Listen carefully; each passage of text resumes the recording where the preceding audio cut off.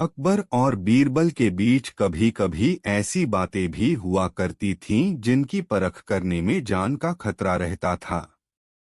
एक बार अकबर ने बीरबल से पूछा, बीरबल, संसार में सबसे बड़ा हथियार कौन सा है? बादशाह सलामत।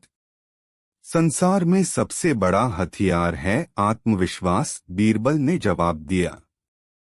अकबर ने बीरबल की इस बात को सुनकर अपने दिल में रख लिया और किसी समय इसकी परख करने का निश्चय किया। दैवयोग से एक दिन एक हाथी पागल हो गया। ऐसे में हाथी को जंजीरों में जकड़ कर रखा जाता था। अकबर ने बीरबल के आत्मविश्वास की परख करने के लिए उधर तो बीरबल को बुलवा भेजा और इधर हाथी के महावत को हुक्म दिया कि जैसे ही बीरबल को आता देखे वैसे ही हाथी की जंजीर खोल दे। बीरबल को इस बात का पता नहीं था। जब वे बादशाह अकबर से मिलने उनके दरबार की ओर जा रहे थे तो पागल हाथी को छोड़ा जा चुका था। बीरबल अपनी ही मस्ती में चले जा रहे थे कि उनकी नजर पागल हाथी पर पड़ी जो चिंघाड़ता हुआ उनकी तरफ आ रहा था। बीरबल हाजिर जवाब, बेहद बुद्धिमान, चतुर और आत्मविश्वासी थे।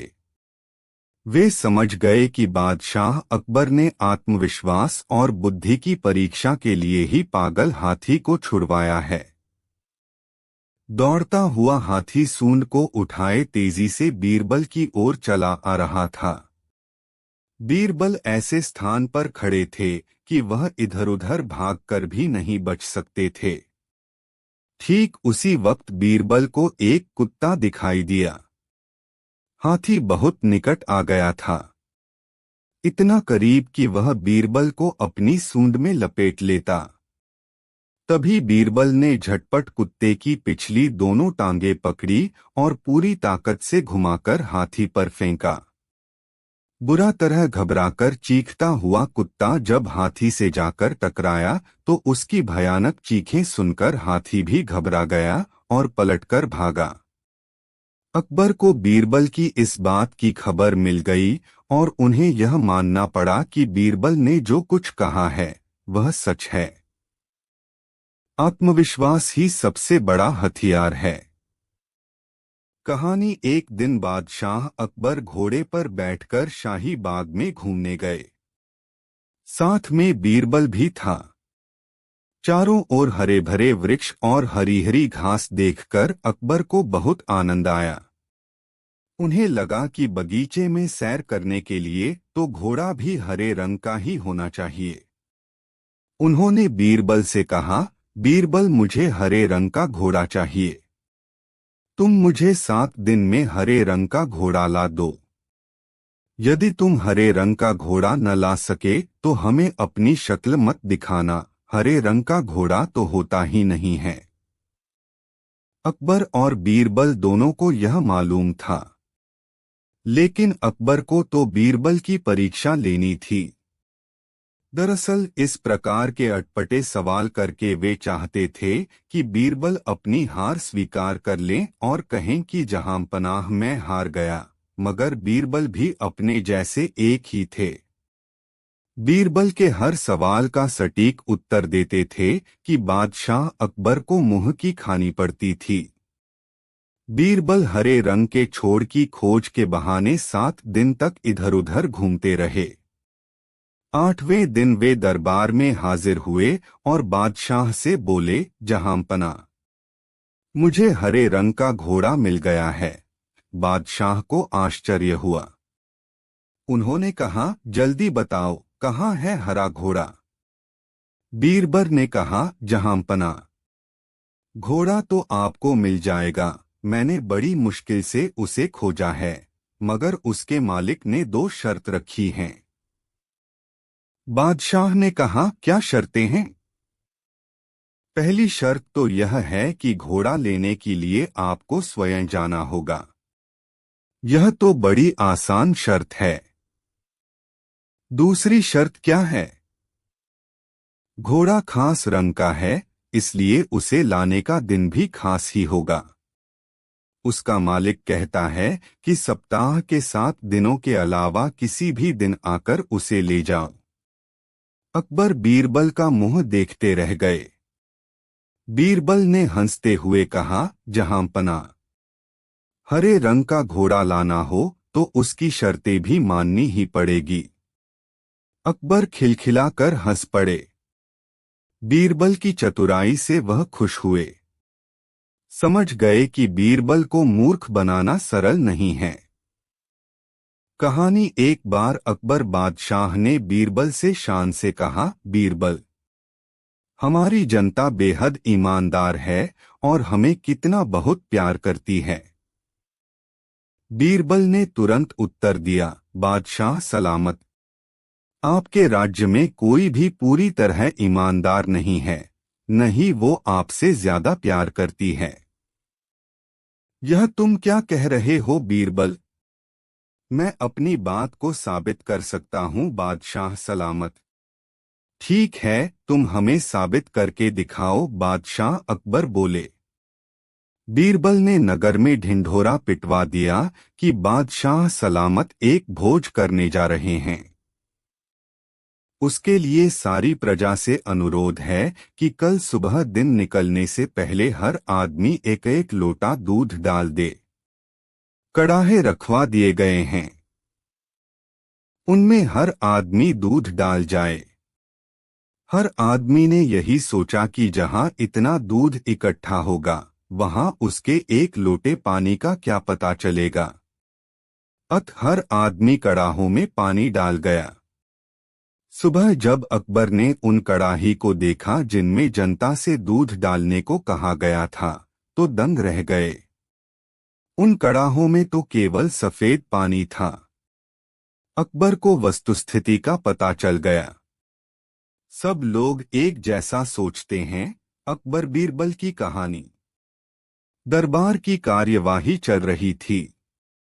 सभी दरबारी एक ऐसे प्रश्न पर विचार कर रहे थे जो राजकाज चलाने की दृष्टि से बेहद अहम न था।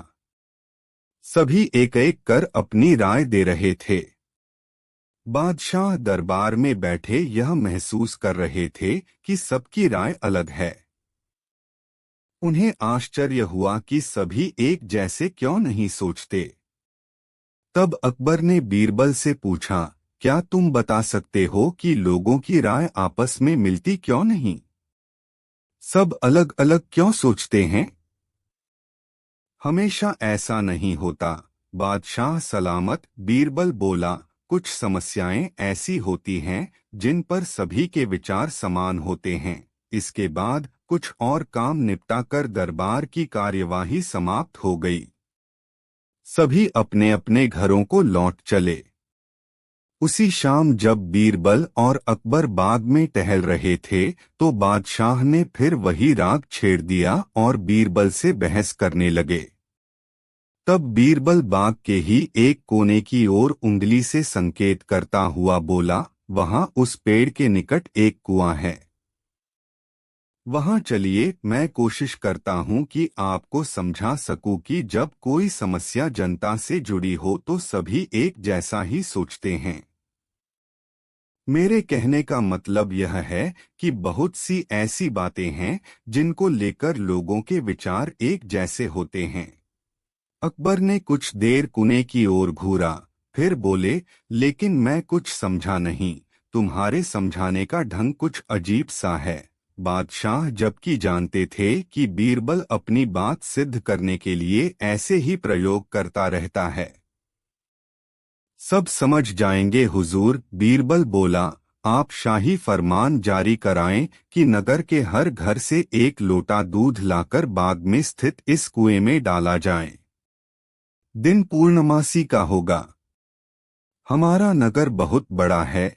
यदि हर घर से एक लोटा दूध इस कुएं में पड़ेगा तो यह दूध से भर जाएगा। बीरबल की यह बात सुन अकबर ठहाका लगाकर हंस पड़े। फिर भी उन्होंने बीरबल के कहेनुसार फरमान जारी कर दिया। शहर भर में मुनादी करवा दी गई कि आने वाली पूर्णमासी के दिन हर घर से एक लोटा दूध लाकर शाही बाग के कुएं में डाला जाए। जो ऐसा नहीं करेगा उसे सजा मिलेगी। पूर्णमासी के दिन बाग के बाहर लोगों की कतार लग गई। इस बात का विशेष ध्यान रखा जा रहा था कि हर घर से कोई न कोई वहां जरूर आए। सभी के हाथों में भरे हुए पात्र बर्तन दिखाई दे रहे थे। दशाह, अकबर और बीरबल दूर बैठे यह सब देख रहे थे और एक दूसरे को देख मुस्करा रहे थे। सांझ ढलने से पहले कुएं में दूध डालने का काम पूरा हो गया। हर घर से दूध लाकर कुएं में डाला गया था। जब सभी वहां से चले गए तो अकबर व बीरबल ने कुएं के निकट जाकर अंदर झांका। कुआं मुंडेर तक भरा हुआ था, लेकिन यह देख अकबर को बेहद हैरानी हुई कि कुएं में दूध नहीं, पानी भरा हुआ था। दूध का तो कहीं नामो निशान तक न था। हैरानी भरी निगाहों से अकबर ने बीरबल की ओर देखते हुए पूछा, ऐसा क्यों हुआ? शाही फरमान तो कुएं में दूध डालने का जारी हुआ था, यह पानी कहाँ से आया? लोगों ने दूध क्यों नहीं डाला? बीरबल एक जोरदार ठहाका लगाता हुआ बोला, यही तो मैं सिद्ध करना चाहता था हुजूर। मैंने कहा था आपसे कि बहुत सी ऐसी बातें होती हैं जिस पर लोग एक जैसा सोचते हैं, और यह भी एक ऐसा ही मौका था। लोग कीमती दूध बर्बाद करने को तैयार न थे। वे जानते थे कि कुएं में दूध डालना व्यर्थ है, इससे उन्हें कुछ मिलने वाला नहीं था। इसलिए यह सोचकर कि किसी को क्या पता चलेगा, सभी पानी से भरे बर्तन ले आए और कुएं में उड़ेल दिए। नतीजा, दूध के बजाय पानी से भर गया कुआं। बीरबल की यह चतुराई देख अकबर ने उसकी पीठ थपथ पाई। बीरबल ने सिद्ध कर दिखाया था कि कभी कभी लोग एक जैसा भी सोचते हैं। कहानी। एक बार बादशाह अकबर, बीरबल और सभी मंत्रीगण दरबार में बैठे हुए थे। सभा की कार्यवाही चल रही थी। एक एक करके राज्य के लोग अपनी समस्याएं लेकर दरबार में आ रहे थे। इसी बीच वहां एक व्यक्ति दरबार में पहुंचा। उसके हाथ में एक मर्तबान था। सभी उस मर्तबान की ओर देख रहे थे। तभी अकबर ने उस व्यक्ति से पूछा, क्या है इस मर्तबान में? उसने कहा, महाराज, इसमें चीनी और रेत का मिश्रण है। अकबर ने फिर पूछा, किस लिए? अब दरबारी ने कहा, गलती माफ हो महाराज, लेकिन मैंने बीरबल की बुद्धिमत्ता के कई किस्से सुने हैं। मैं उनकी परीक्षा लेना चाहता हूँ। मैं यह चाहता हूँ कि बीरबल इस रेत में से बिना पानी का इस्तेमाल किए चीनी का एक एक दाना अलग कर दें। अब सभी हैरानी से बीरबल की ओर देखने लगे। अब अकबर ने बीरबल की ओर देखा और कहा, देख लो बीरबल, अब तुम कैसे इस व्यक्ति के सामने अपनी बुद्धिमानी का परिचय दोगे? बीरबल ने मुस्कुराते हुए कहा, महाराज, हो जाएगा, यह तो मेरे बाएं हाथ का काम है। अब सभी लोग हैरान थे कि बीरबल ऐसा क्या करेंगे कि रेत से चीनी अलग अलग हो जाएगी। तभी बीरबल उठे और उस मर्तबान को लेकर महल में मौजूद बगीचे की ओर बढ़ चले। उनके पीछे वह व्यक्ति भी था। अब बीरबल बगीचे में एक आम के पेड़ के नीचे पहुंचे। अब वह मर्तबान में मौजूद रेत और चीनी के मिश्रण को एक आम के पेड़ के चारों तरफ फैलाने लगे। तभी उस व्यक्ति ने पूछा, अरे यह क्या कर रहे हो? इस पर बीरबल ने कहा, ये आपको कल पता चलेगा। इसके बाद दोनों महल में वापस आ गए। अब सभी को कल सुबह का इंतजार था।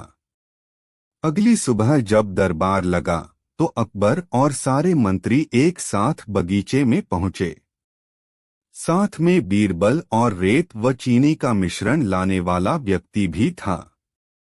सभी आम के पेड़ के पास पहुंच गए। सभी ने देखा कि अब वहां सिर्फ रेत पड़ी हुई है। दरअसल रेत में मौजूद चीनी को चींटियों ने निकालकर अपने बिल में इकट्ठा कर लिया था और बची खुची चीनी को कुछ चींटियां उठाकर अपने बिल में ले जा रही थीं। इस पर उस व्यक्ति ने पूछा, चीनी कहाँ गई? तो बीरबल ने कहा, रेत से चीनी अलग हो गई है। सभी जोर जोर से हंसने लगे। बीरबल की यह चतुराई देख अकबर ने उस व्यक्ति से कहा, अगर अब तुम्हें चीनी चाहिए तो तुम्हें चींटियों के बिल में घुसना पड़ेगा। इस पर सभी ने फिर से ठहाका लगाया और बीरबल की तारीफ करने लगे। सीख, किसी को नीचा दिखाने का प्रयास आपके लिए हानिकारक हो सकता है। कहानी। सालों पहले की बात है जब राजा एक दूसरे को पैगाम के साथ ही कुछ पहेलियां भी भेजा करते थे। ऐसे ही किसी एक राजा का दूत सर्दियों के मौसम में एक दिन मुगल साम्राज्य के बादशाह अकबर के दरबार में पहुंचा। वह अपने साथ पहेली के रूप में पिंजरे में कैद एक निकली शेर लेकर गया था। राजा ने पहेली के साथ एक पैगाम भी भेजा था। पैगाम में लिखा था कि क्या मुगल राज्य में कोई ऐसा बुद्धिमान है जो पिंजरे और शेर को छुए बिना शेर को बाहर निकाल सके। अब मुगल सम्राट अकबर सोच में पड़ गए कि आखिर शेर और पिंजरे को हाथ लगाए बिना भला शेर को कैसे बाहर निकाला जा सकता है। पहेली के साथ भेजे गए पैगाम में यह भी साफ लिखा था कि पिंजरे से शेर को बाहर निकालने के लिए एक व्यक्ति को एक ही बार मौका मिलेगा। अकबर काफी परेशान हो गए। उन्हें लगा कि यह तो बहुत मुश्किल है और अगर शेर को पिंजरे से बाहर नहीं निकाल पाए तो मुगल राज्य की काफी बदनामी भी होगी। ये सब सोचते सोचते उन्होंने दरबार में मौजूद सभी की तरफ देखते हुए पूछा, है कोई जो इस पहेली को सुलझा सके? लेकिन हर कोई इसी सोच में डूबा था कि आखिर यह संभव कैसे हो सकता। अकबर के पूछने पर जब किसी ने जवाब नहीं दिया तो उन्हें अपने वजीर बीरबल की याद आने लगी, जो सभा में मौजूद नहीं थे।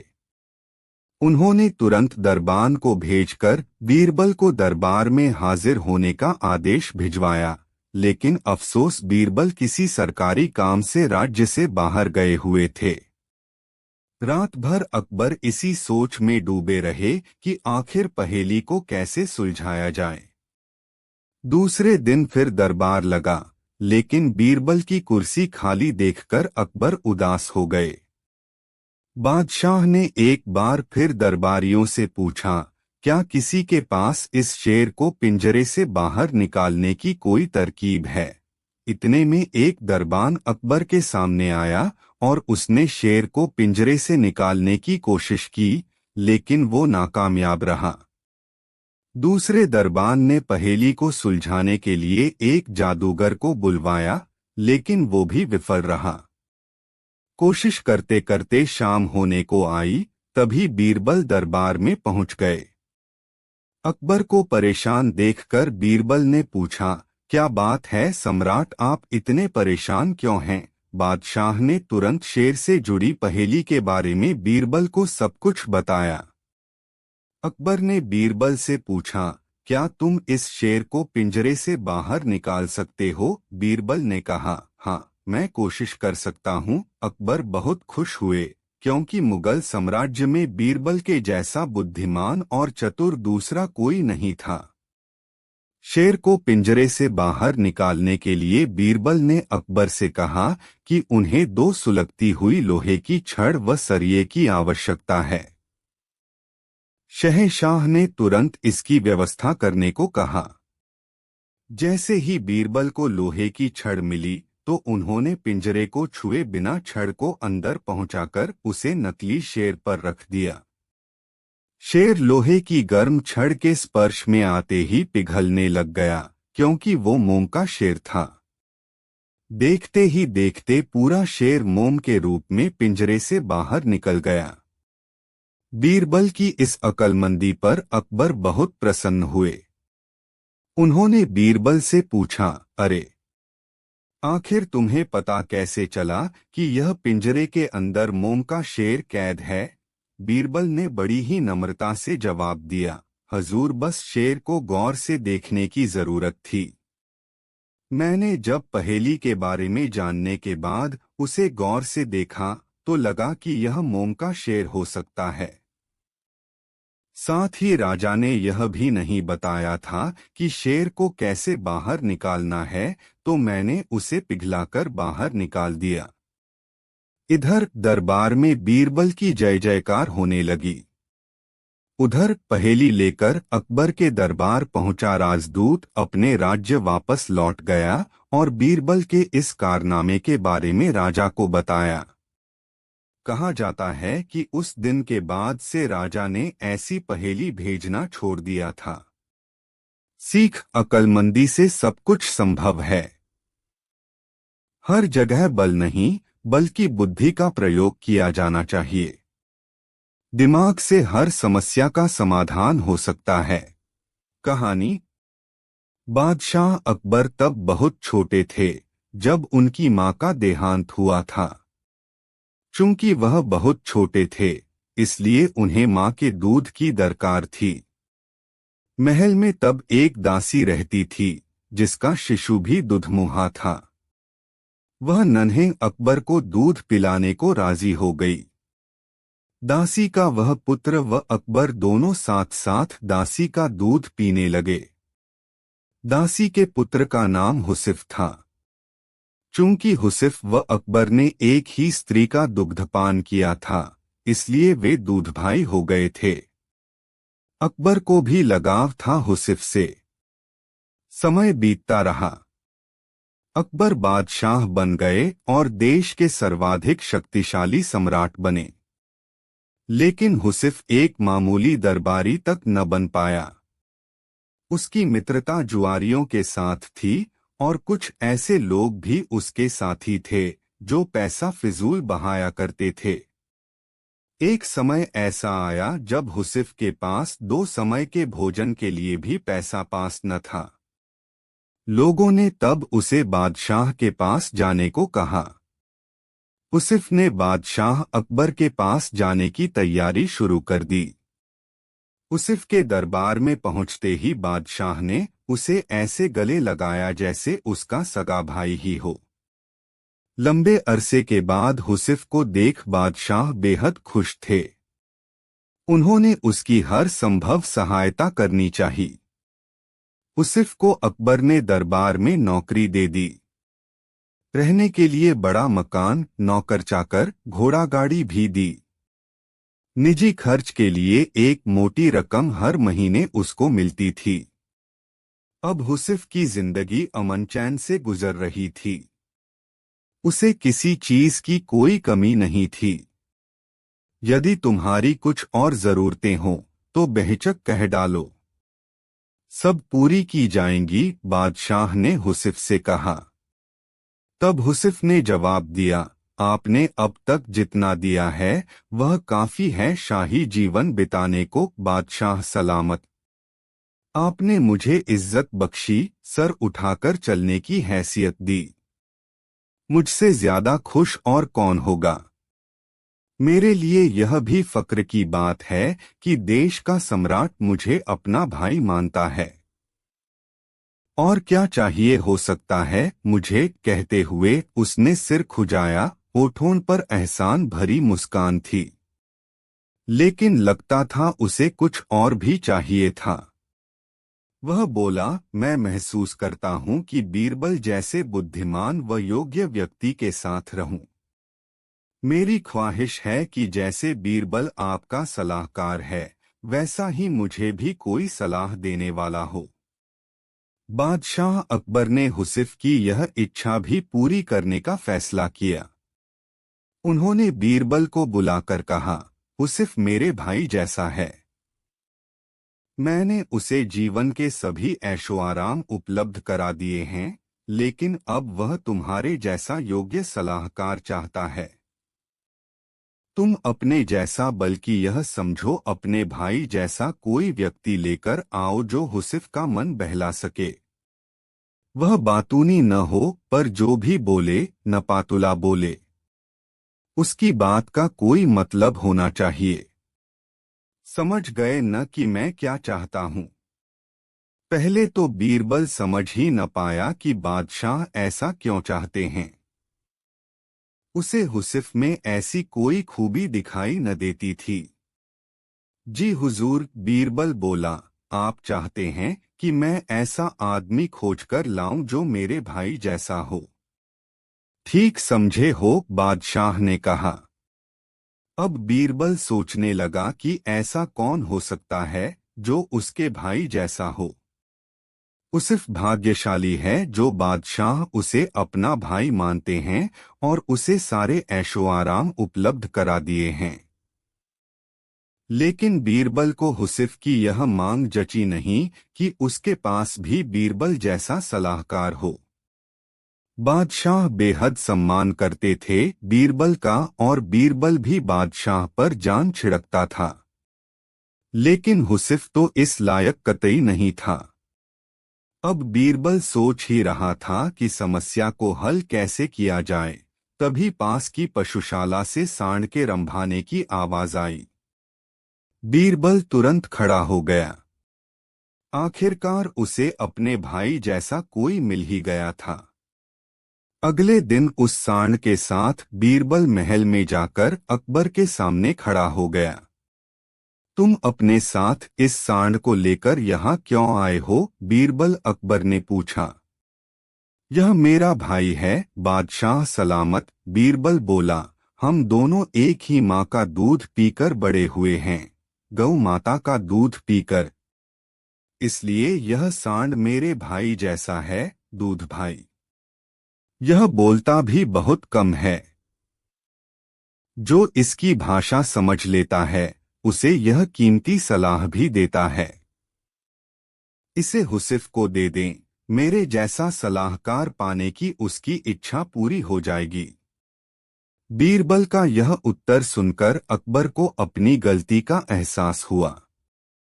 तब उन्हें लगा कि जैसे उन जैसा कोई दूसरा नहीं, वैसे ही बीरबल भी एक ही है। मुख्य पृष्ठ अकबर बीरबल की कहानियां। मुख्य पृष्ठ संपूर्ण हिंदी कहानियां। कहानी।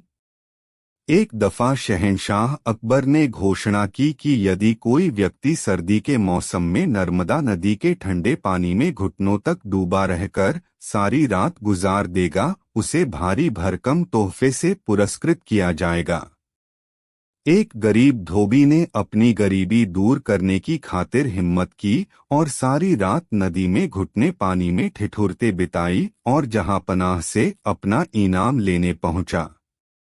बादशाह अकबर ने उससे पूछा, तुम कैसे सारी रात बिना सोए खड़े खड़े ही नदी में रात बिताए? तुम्हारे पास क्या सबूत है? धोबी ने उत्तर दिया, जहांपनाह, मैं सारी रात नदी छोर के महल के कमरे में जल रहे दीपक को देखता रहा और इस तरह जागते हुए सारी रात नदी के शीतल जल में गुजारी। बादशाह ने क्रोधित होकर कहा, तो इसका मतलब यह हुआ कि तुम महल के दिए की गर्मी लेकर सारी रात पानी में खड़े रहे और इनाम चाहते हो। सिपाहियों, इसे जेल में बंद कर दो। बीरबल भी दरबार में था। उसे यह देख बुरा लगा कि बादशाह नाहक ही उस गरीब पर जुल्म कर रहे हैं। बीरबल दूसरे दिन दरबार में हाजिर नहीं हुआ, जबकि उस दिन दरबार की एक आवश्यक बैठक थी। बादशाह ने एक खादिम को बीरबल को बुलाने भेजा। खादिम ने लौटकर जवाब दिया, बीरबल खिचड़ी पका रहे हैं और वह खिचड़ी पकते ही उसे खाकर आएंगे। जब बीरबल बहुत देर बाद भी नहीं आए तो बादशाह को बीरबल की चाल में कुछ संदेह नजर आया।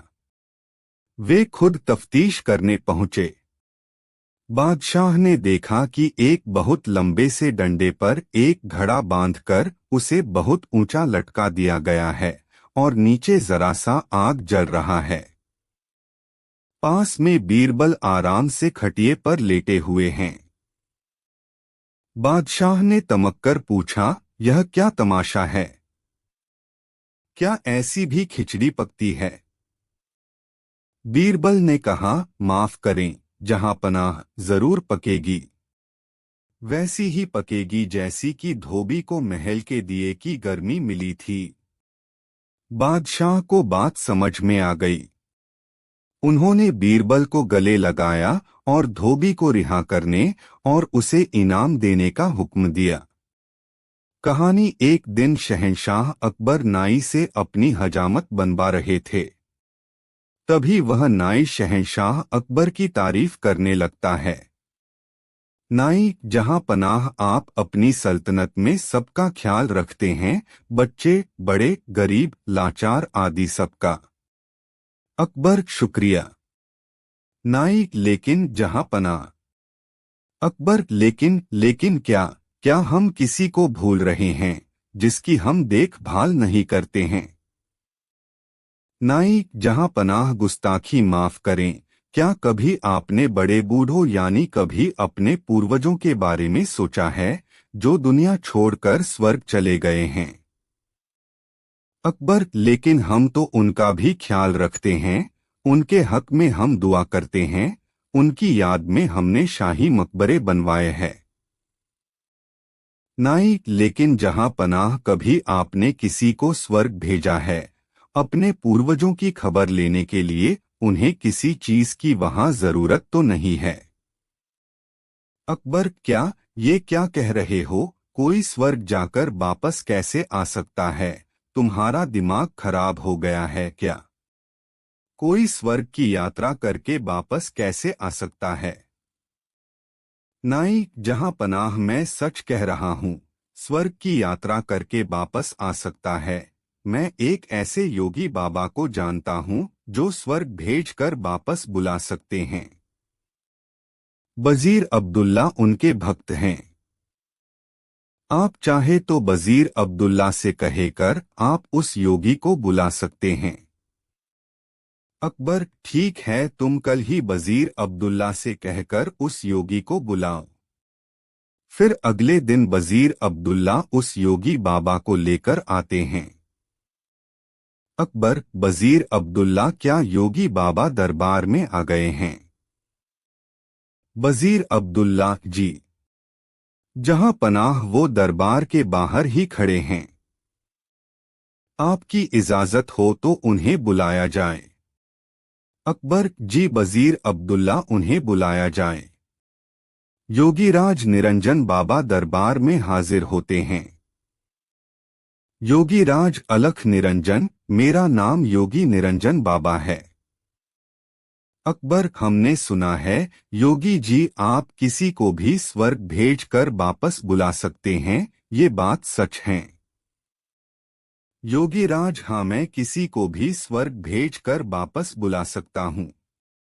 अकबर, हमें भी अपने पूर्वजों के बारे में जानकारी चाहिए, वह स्वर्ग में कैसे रह रहे हैं, उन्हें वहां किसी चीज की जरूरत तो नहीं है।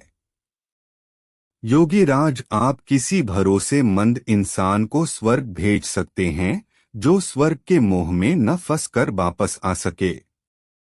वजीर अब्दुल्ला, जहां पनाह, आप बीरबल को इस काम के लिए भेज दीजिए। बीरबल से ज्यादा भरोसेमंद और कौन हो सकता है? अकबर, बीरबल, क्या आप हमारे लिए स्वर्ग जाएंगे? बीरबल, जी। जहां पनाह, मैं स्वर्ग जरूर जाऊंगा, लेकिन उससे पहले मैं निरंजन बाबा से कुछ पूछना चाहता हूँ। योगीराज, इस यात्रा में कितना समय लगेगा? योगीराज, इस यात्रा में कम से कम 2 महीने लगेंगे अगर तुम स्वर्ग के सुख के मोह में न फंसो तो। बीरबल, योगी जी आप मुझे स्वर्ग कैसे भेजेंगे? योगीराज, मैं एक पवित्र आग जलाऊंगा, उसमें तुम्हें प्रवेश करना है। वैसे तो ये क्रिया कहीं भी हो सकती है, लेकिन हम इसे गंगा नदी के किनारे करेंगे। बीरबल, जहां पनाह, मैं काफी दिनों के लिए अपने घर से दूर रहूंगा, इसलिए मैं 4-5 दिन की मोहलत मांगता हूँ, कुछ अधूरे काम निपटाने हैं।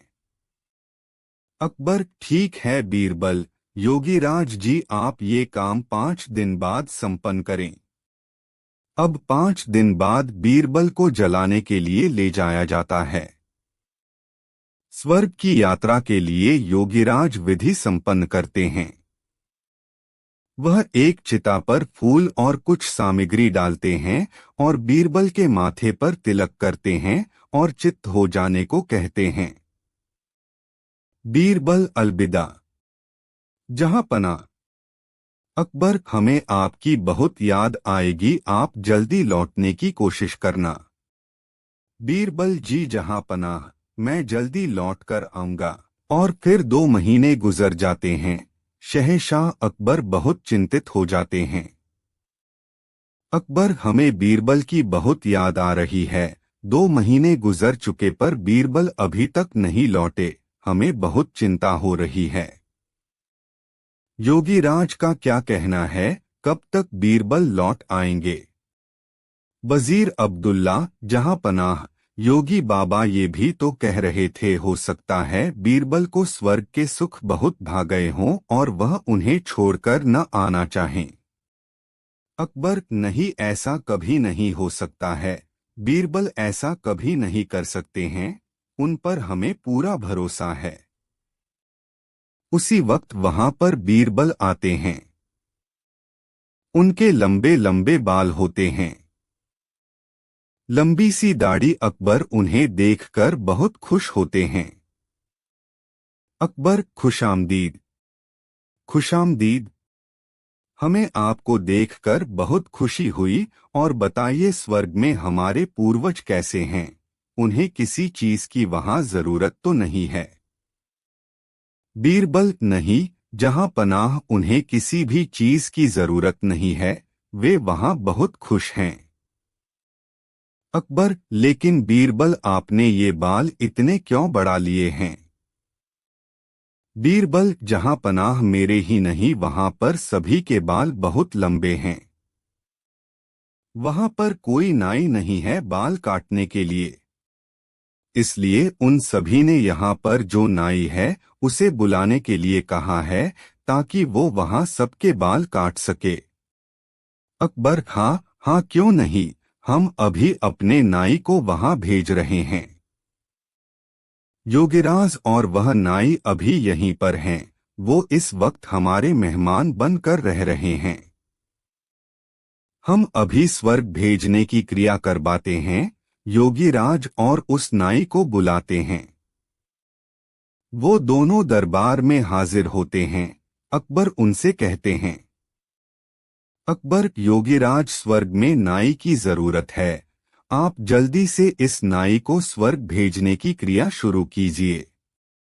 नाई अपने घुटनों पर गिरकर, जहां पनाह मुझे माफ कर दीजिए, मुझसे ये सब वजीर अब्दुल्ला ने करवाया था, क्योंकि वह बीरबल की शोहरत से जलते हैं और बीरबल को अपने रास्ते से हटाना चाहते थे, और ये बाबा भी पाखंडी है। पता नहीं बीरबल उस आग से कैसे बच गए, लेकिन मैं नहीं बचूंगा, मुझे माफ कर दीजिए। अकबर, क्या इतनी बड़ी साजिश बीरबल के खिलाफ? सिपाहियों, इस पाखंडी बाबा और इस नाई को ले जाओ और काल कोठरी में डाल दो। और तुम वजीर अब्दुल्ला, मुझे तुमसे ये उम्मीद नहीं थी।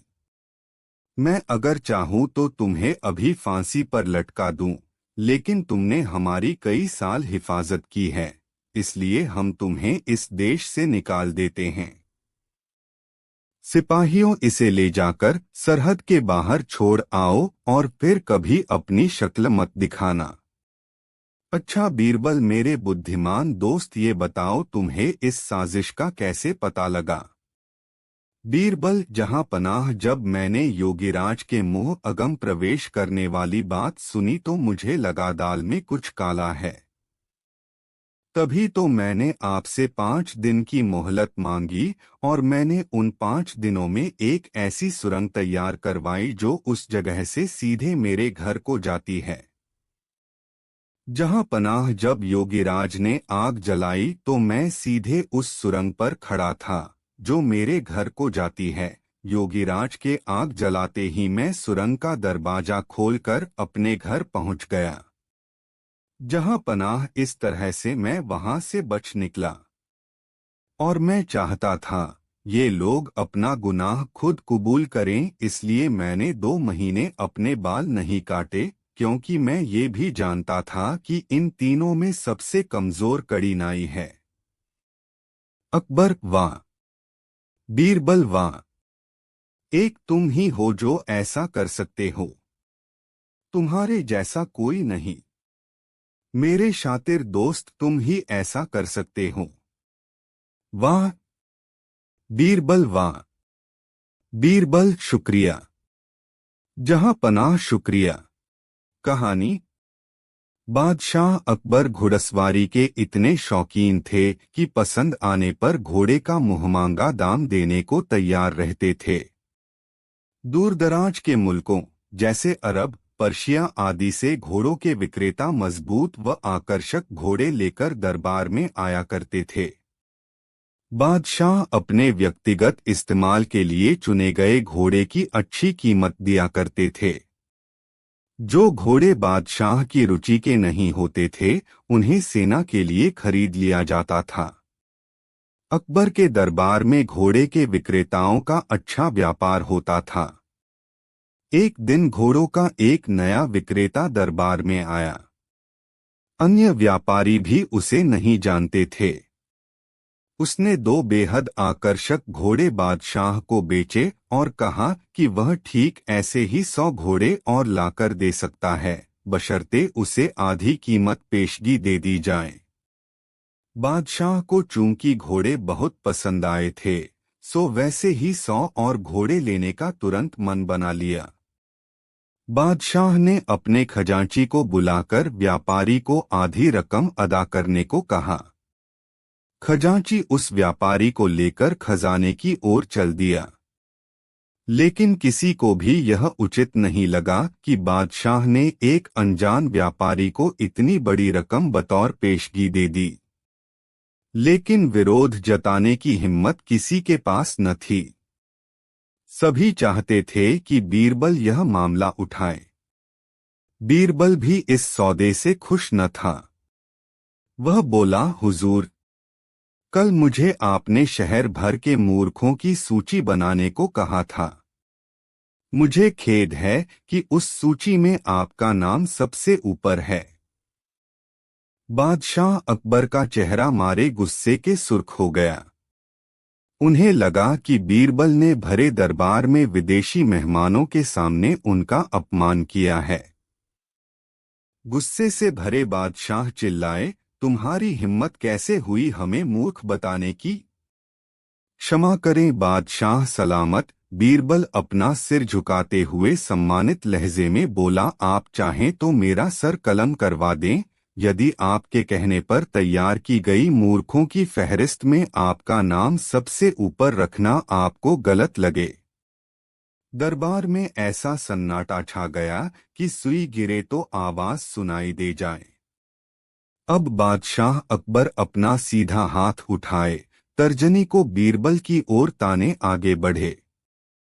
दरबार में मौजूद सभी लोगों की सांस जैसे थम सी गई थी। उत्सुकता व उत्तेजना सभी के चेहरों पर नृत्य कर रही थी। उन्हें लगा कि बादशाह सलामत बीरबल का सिर धड़ से अलग कर देंगे। इससे पहले किसी की इतनी हिम्मत न हुई थी कि बादशाह को मूर्ख कहे। लेकिन बादशाह ने अपना हाथ बीरबल के कंधे पर रख दिया। वह कारण जानना चाहते थे। बीरबल समझ गया कि बादशाह क्या चाहते हैं। वह बोला, आपने घोड़ों के ऐसे व्यापारी को बिना सोचे समझे एक मोटी रकम पेशगी दे दी, जिसका अतापता भी कोई नहीं जानता। वह आपको धोखा भी दे सकता है। इसलिए मूर्खों की सूची में आपका नाम सबसे ऊपर है। हो सकता है कि अब वह व्यापारी वापस ही न लौटे। वह किसी अन्य देश में जाकर बस जाएगा और आपको ढूंढे नहीं मिलेगा। किसी से कोई भी सौदा करने के पूर्व उसके बारे में जानकारी तो होनी ही चाहिए। उस व्यापारी ने आपको मात्र 2 घोड़े बेचे और आप इतने मोहित हो गए कि मोटी रकम बिना उसको जाने पहचाने ही दे दी। यही कारण है बस। तुरंत खजाने में जाओ और रकम की अदायगी रुकवा दो। अकबर ने तुरंत अपने एक सेवक को दौड़ाया। बीरबल बोला, अब आपका नाम उस सूची में नहीं रहेगा। बादशाह अकबर कुछ क्षण तो बीरबल को घूरते रहे, फिर अपनी दृष्टि दरबारियों पर केंद्रित कर ठहाका लगाकर हंस पड़े। सभी लोगों ने राहत की सांस ली कि बादशाह को अपनी गलती का एहसास हो गया था। हंसी में दरबारियों ने भी साथ दिया और बीरबल की चतुराई की एक स्वर से प्रशंसा की। कहानी। एक दिन बीरबल बाग में टहलते हुए सुबह की ताजा हवा का आनंद ले रहा था कि अचानक एक आदमी उसके पास आकर बोला, क्या तुम मुझे बता सकते हो कि बीरबल कहाँ मिलेगा? बाग में, बीरबल बोला। वह आदमी थोड़ा सकपकाया लेकिन फिर संभलकर बोला, वह कहाँ रहता है? अपने घर में, बीरबल ने उत्तर दिया। हैरान परेशान आदमी ने फिर पूछा, तुम मुझे उसका पूरा पता ठिकाना क्यों नहीं बता देते? क्योंकि तुमने पूछा ही नहीं, बीरबल ने ऊंचे स्वर में कहा। क्या तुम नहीं जानते कि मैं क्या पूछना चाहता हूँ? उस आदमी ने फिर सवाल किया। नहीं, बीरबल का जवाब था। वह आदमी कुछ देर के लिए चुप हो गया। बीरबल का टहलना जारी था। उस आदमी ने सोचा कि मुझे इससे यह पूछना चाहिए कि क्या तुम बीरबल को जानते हो? वह फिर बीरबल के पास जा पहुंचा, बोला, बस मुझे केवल इतना बता दो कि क्या तुम बीरबल को जानते हो? हाँ, मैं जानता हूँ, जवाब मिला। तुम्हारा क्या नाम है? आदमी ने पूछा। बीरबल। बीरबल। एक दिन अकबर बादशाह के दरबार में एक व्यक्ति नौकरी मांगने के लिए अर्जी लेकर आया। उससे कुछ देर बातचीत करने के बाद बादशाह ने उसे चुंगी अधिकारी बना दिया। बीरबल, जो पास ही बैठा था, यह सब देख रहा था। उस आदमी के जाने के बाद वह बोला, यह आदमी जरूरत से ज्यादा चालाक जान पड़ता है। बेईमानी किए बिना नहीं रहेगा। थोड़े ही समय के बाद अकबर बादशाह के पास उस आदमी की शिकायतें आने लगीं कि वह प्रजा को काफी परेशान करता है तथा रिश्वत लेता है। अकबर बादशाह ने उस आदमी का तबादला एक ऐसी जगह करने की सोची जहां उसे किसी भी प्रकार की बेईमानी का मौका न मिले। उन्होंने उसे घुड़साल का मुंशी मुकर्रर कर दिया। उसका काम था घोड़ों की लीद उठवाना। मुंशी जी ने वहां भी रिश्वत लेना आरंभ कर दिया। मुंशी जी साइसों से कहने लगे कि तुम घोड़ों को दाना कम खिलाते हो, इसलिए मुझे लीद तौलने के लिए भेजा गया है। यदि तुम्हारी लीद तौल में कम बैठी तो अकबर बादशाह से शिकायत कर दूंगा। इस प्रकार मुंशी जी प्रत्येक घोड़े के हिसाब से 1 रुपया लेने लगे। अकबर बादशाह को जब इस बात का पता चला तो उन्होंने मुंशी जी को यमुना की लहरें गिनने का काम दे दिया। वहां कोई रिश्वत व बेईमानी का मौका ही नहीं था। लेकिन मुंशी जी ने वहां भी अपनी अक्ल के घोड़े दौड़ा दिए। उन्होंने नावों को रोकना आरंभ कर दिया कि नाव रोको, हम लहरें गिन रहे हैं।